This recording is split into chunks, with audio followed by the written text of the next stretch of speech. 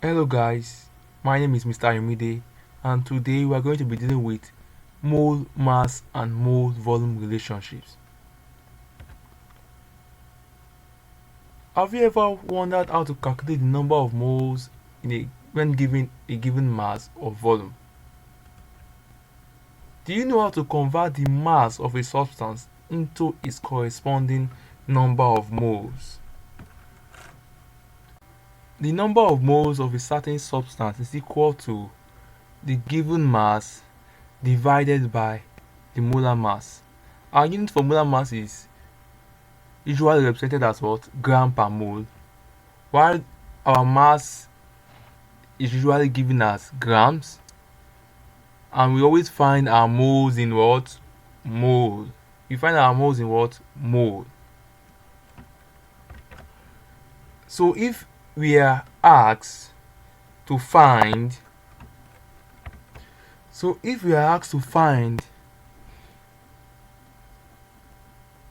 the mass of what? 1 mole of H2O, that will be what? Equal to what? The molar mass of what? H2O. The mass of 1 mole of H2O is equal to the molar mass of H2O.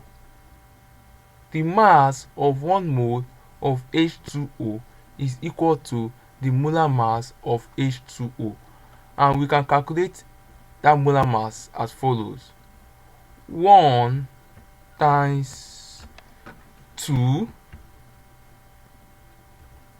plus 16 times 1, which will give us what? 18 gram per mole. 18 gram per mole. The mass of 1 mole of water is what? The what? Molar mass of what? Water. The mass of 1 mole of oxygen is what? The molar mass of oxygen. The mass of 1 mole of carbon dioxide is what? The molar mass of carbon dioxide. The mass of 1 mole of what? Sodium hydroxide is what? The molar mass of what? Sodium hydroxide. So we are going to take a short example. We say find what? The molar mass of carbon dioxide. Now look at this carbon dioxide. We have what? C and O2. Take note, C and what? O2. Now, what are these numbers in the bracket?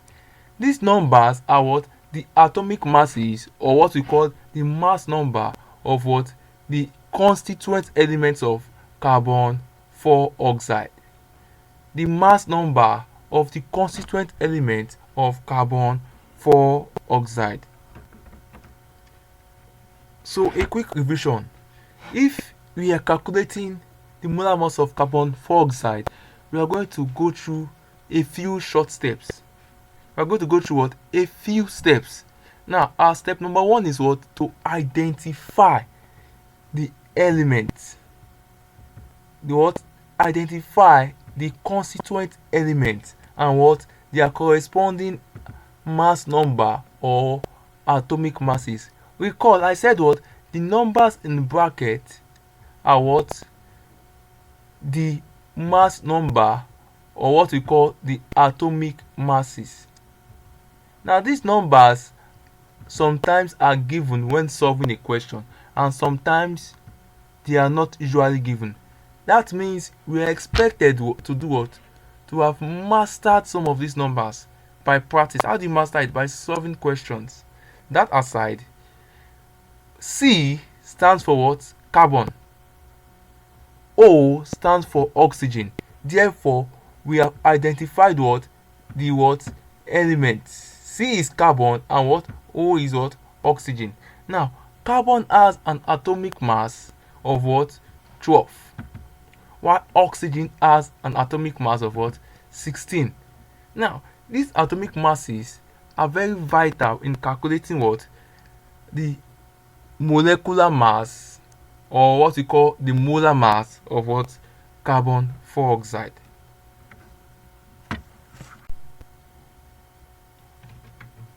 Our step number 2 is add and multiply. Add and multiply. Let's take a look at our example. CO2. Now look at C. We notice that C does not have a subscript. So for any element that does not have a subscript, we multiply that element by 1. That's why we have what? 1 times carbon, since C is carbon. But O has the subscript number 2. So that means we are multiplying our oxygen by 2. Now, recall the mass number for carbon is 12 and that of oxygen is 16. So we just substitute the mass number or the atomic masses in the equation. So instead of carbon, we have what? 12. And instead of what? Oxygen, we have what? 16. So we have 1 times 12, which will give us 12, and what? 2 times 16, which will give us 32. Now 12 plus 32 gives us what? 44 grams per mole. 12 plus 32 gives us what? 44 grams per mole.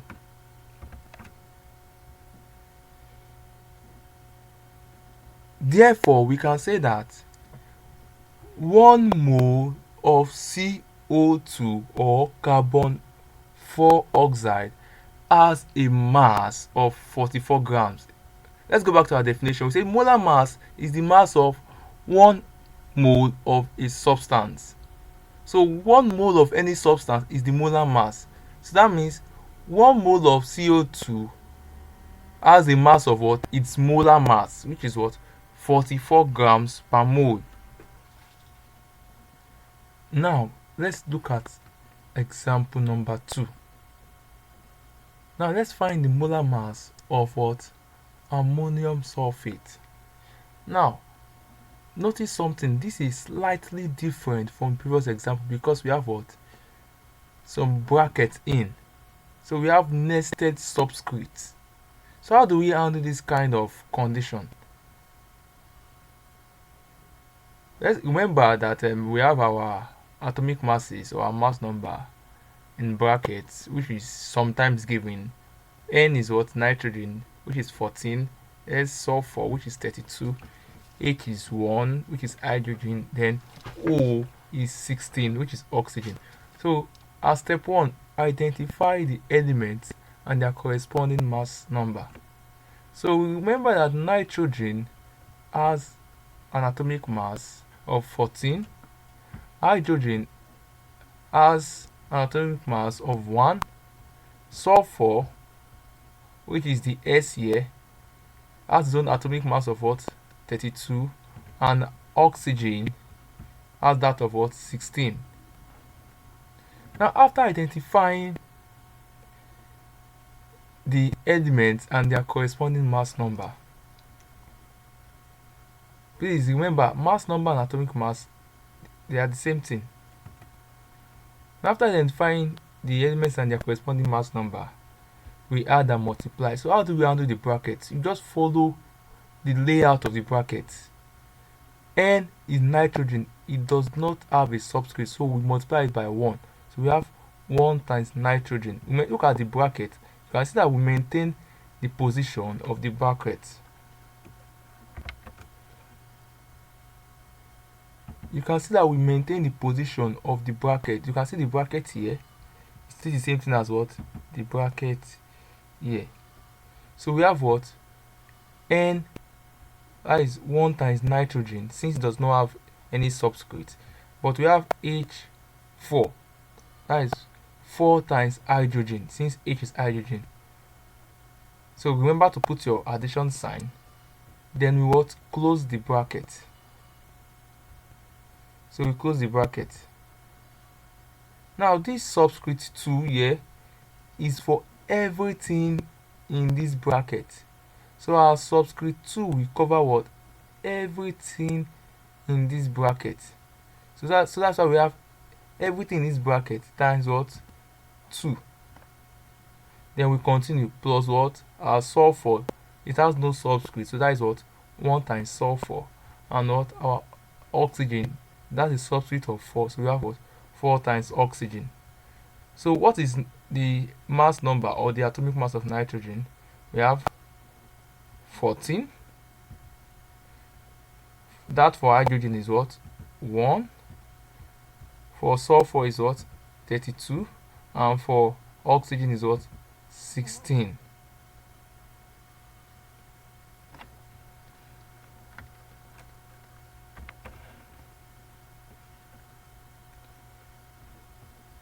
So let's simplify. 1 times 14 is 14. 4 times 1 is 4. 1 times 32 is 32. 4 times 16 is 64. Remember to follow your board mass. Solve that which is in bracket first before doing any other simplification. Refusal to do that will result in getting a wrong answer. So let's solve that in bracket first. We have 14 plus 4, which gives us what? 18. Then we have 18 times 2, that gives us what? 36. So we have 36 plus 32 plus 64. That gives us what? 132 gram per mole. So we can say that what? 1 mole of ammonium sulfate has a mass of 132 gram per mole according to our definition. So 1 mole of ammonium sulfate has a mass of 132 because our molar mass is what? 132 gram per mole. So our number of moles is what? Our given mass in grams divided by our molar mass in gram per mole. And our number of moles is what? Is in mole. So let's take down this example. What is the mass in grams of 9.45 mole of aluminium oxide? Now, the important details we need in this particular question is what?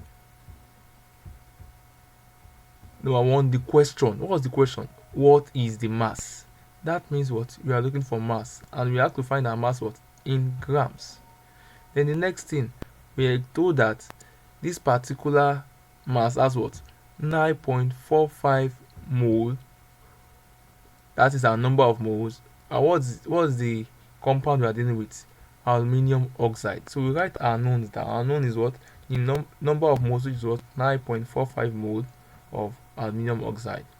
And our unknown is what? Our mass. So we'll find our molar mass first using the techniques we've been using before. Now we have our mass number for aluminium to be 27 and that for oxygen to be 16. These numbers can be checked on the periodic table if you're not given. So like before, we say 2 times aluminium plus 3 times oxygen. We have 2 times 27 plus 3 times 16. We have 54 plus 48 is equal to 102, which is 102 gram per mole. Then we use our formula. We put in all our knowns and unknowns inside this formula. Remember, we found our molar mass, so this is the molar mass we are going to be using in this formula. Remember, our mass is still unknown, so we use a variable x, and our number of moles that was given in the question is what? 9.45 mole. So after substituting, we solve and we get our mass to be what? 964 gram. So we say therefore 9.45 mole of aluminum oxide contains what? 964 grams. Look at it. 9.45 moles, we cross multiply times 102, then x times 1. That's why we have what? 1 times x here, and what? 9.45 times 102. 9.45 times 102 is what? 964. That's how we got our 964 grams. Now, our question number 2. How many moles of iron trioxide are contained in 92.2 gram of pure iron trioxide? Now, what are the knowns? We know that the compound is what? Iron trioxide. And we know that it has a mass of 92.2 gram. That means we have our mass and we can find our molar mass. But what's the question? How many moles? So our unknown is what? The number of moles which we have to find. Now, let's quickly find our molar mass using the techniques we've been using before. So, our mass number for iron, which you can check from your periodic table, is 55.8, and that for oxygen is 16. So, molar mass of iron trioxide is what? 2 times iron plus 3 times oxygen. That is what? 2 times 55.8 plus 3 times 16. We have 111.6 plus 48. That gives us 159.6 gram per mole. So our number of moles, remember, as we recall, is equal to what? Mass over molar mass. So x moles is equal to 92.2 gram over 159.6 gram per mole, which are the parameters that have been given in the question, and our molar mass is what? The molar mass we just calculated. So we cross multiply again. We have 92.2 times 1 and what? X times what? 159. So we have what?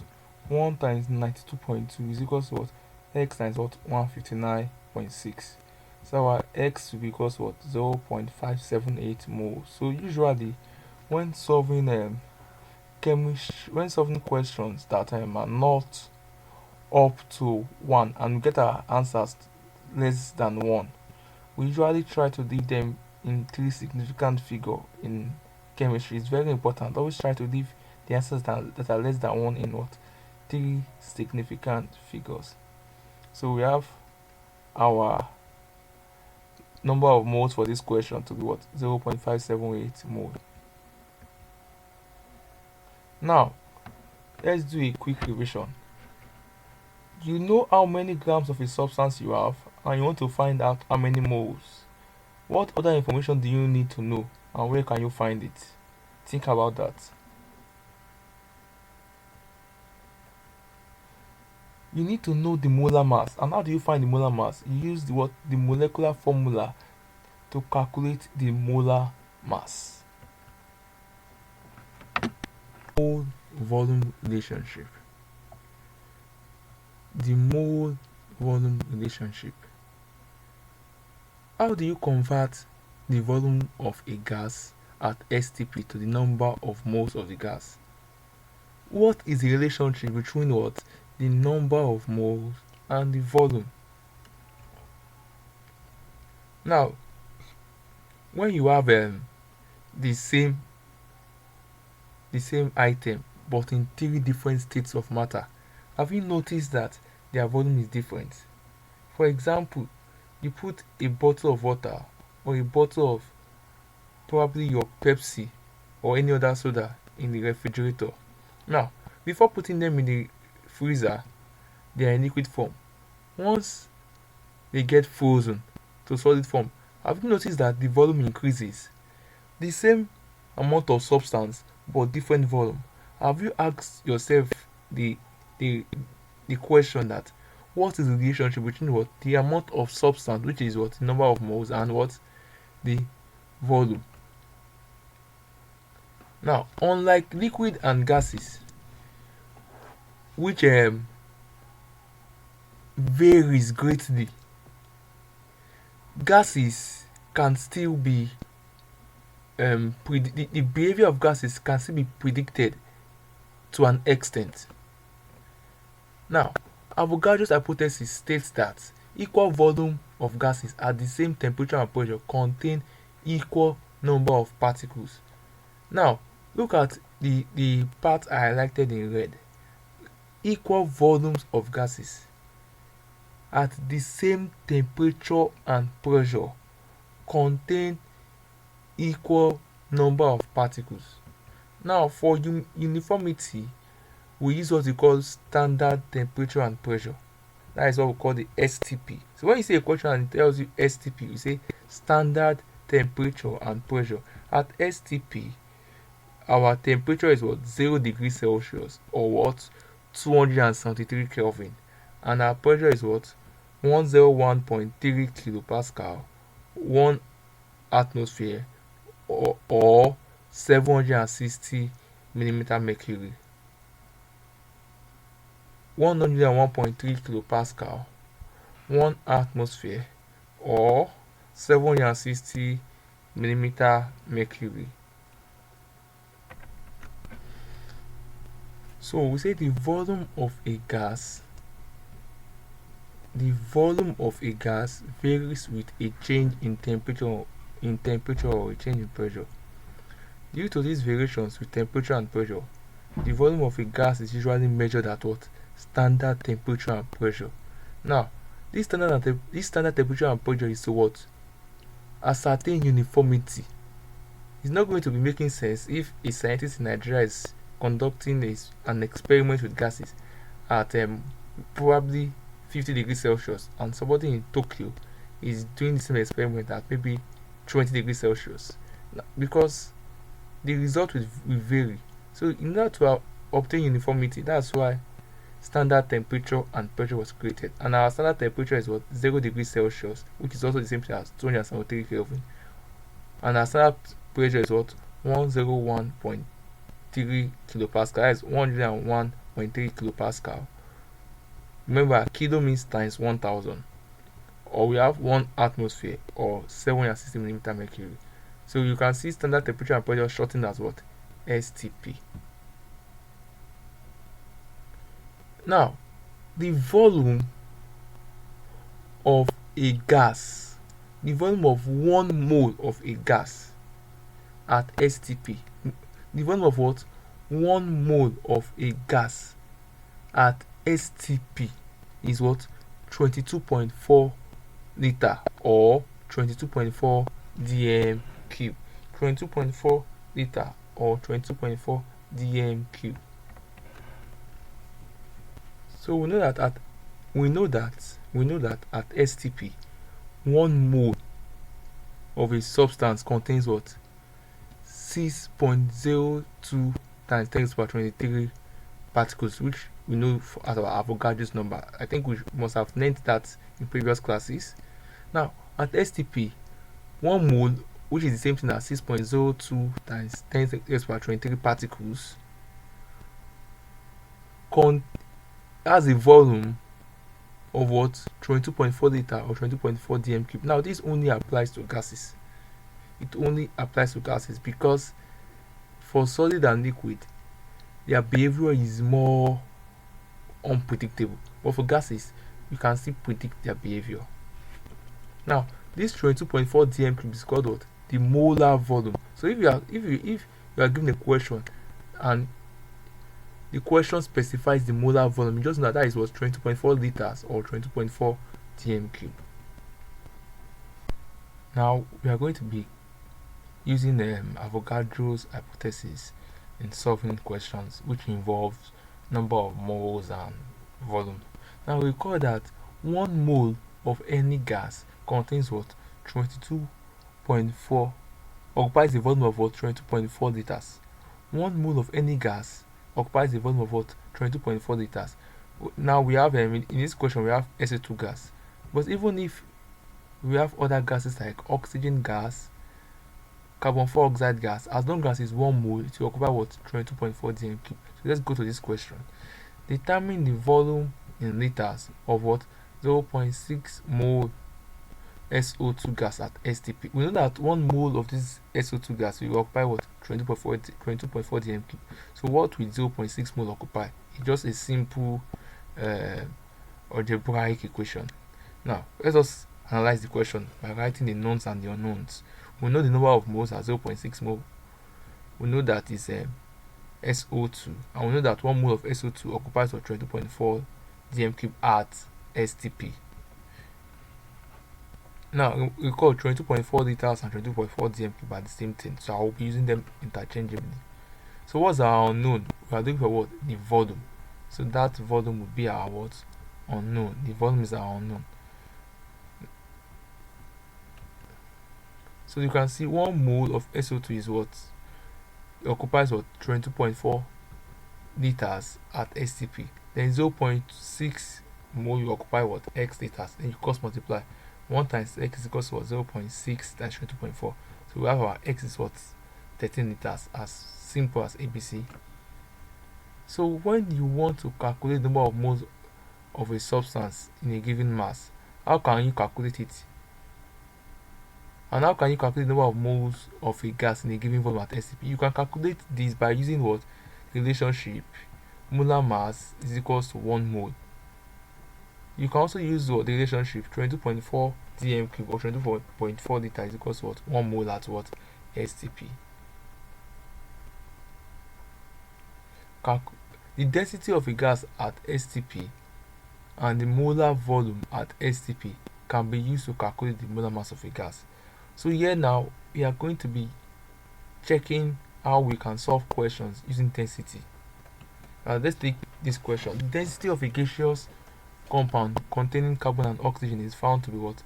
1.964 gram per dm cube or gram per liter. Wherever you see liter, you can replace it with the dm cube. They mean the same thing. What is the molar mass of the compound? So we have what? The density. We know that it's a gas. So we know that, and we know that it's at STP. So we know that at STP, the gas occupies what? A volume of 22.4 dm cube. So we have the volume. We have the density. So with the volume and density, we can find what? You have the volume, that is the molar volume, that is 22.4, and we have the density. With the volume, molar volume and density, is very easy to find what? The molar mass. With the molar volume and the density, it's very easy to find what? The molar mass. So you just look at it, we analyze it, we have the density. We know that 1 mole of the gas at STP is 22.4 liter. So to find the molar mass, we just look at it. Molar mass is what? Mass over number of moles. Now you can see that we have our gram per liter and liter per mole. You can see that liter is going to cancel liter. So basically, you just, to get your molar mass, you just multiply what? Your molar volume, which is your 22.4 dm cube, by your density at STP. Remember, the density is what? At STP. So you just multiply your density at STP by your molar volume to get the molar mass. Now you see, we have our density at STP times our molar volume. It gives us our molar mass of what? 44 gram per mole. Now look at this. This map shows the relationship between the volume of a gas, its mass, and its what? Number of particles. We know that 1 mole at STP occupies what? 22.4 dm cube. We also know that 1 mole is equals as a mass of what? Its molar mass. And we also know that 1 mole contains what? 6.02 times 10 to 10 power 23 particles. All of these three are very important. Now, as we are rounding up, we are going to just glance over some of the things we've done today. We use the molar mass of an element or compound to convert between the mass of a substance and the moles of a substance. The molar volume is used to convert between the number of moles of gas and the volume of the gas at STP. So if you are dealing with a substance and you want to convert the mass to moles, to the number of moles, you use what? The molar mass. But if you are dealing with a gas and you want to convert what? The number of moles of the gas to the volume of the gas, you use what? The molar volume.